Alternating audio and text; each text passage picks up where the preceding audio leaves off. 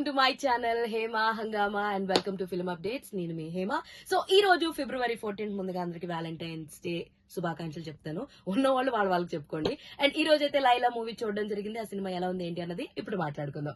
So Laila చాలా promotions చేశాడు. చాలా కాన్ఫిడెంట్ గా విశ్వక్సేన్ అయితే ఈ సినిమాని ప్రమోట్ చేయడం మనం చూస్తూ ఉన్నాం. సో లైలాలో 2 క్యారెక్టర్స్ ఉంటాయి, సోను మోడల్ అండ్ లైలా. ఇది మనకి ట్రైలర్స్ అవన్నీ చూసినప్పటి నుంచి మనకు అర్థమవుతూ వచ్చింది కదా.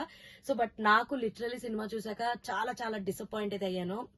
ఐ డి నాట్ ఎక్స్పెక్ట్ ఇంత డిసప్పాయింటెడ్ గా అనిపించలేదు. అంటే ట్రైలర్ చూసినంతసేపు ఏదో కామెడీ ఉంటుందిలే అనిపించింది కానీ ఆ కామెడీ నాకైతే రీచ్ కాలేదు.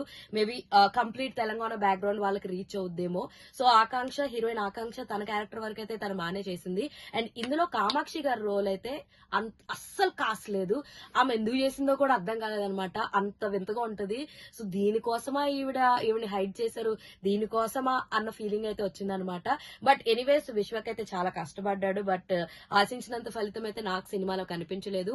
సో లైలా వచ్చాక ఓవర్ డైలాగ్స్, ఓవర్ బోర్డము, తెలంగాణలో కొంచెం బీప్ డైలాగ్స్ అన్ని కూడా ఫాస్ట్ ఫార్వర్డ్ లో పెట్టి చెప్పినట్టుగా అనిపించింది. సో ఫస్ట్ హాఫ్ కూడా సోసోగానే ఉంది.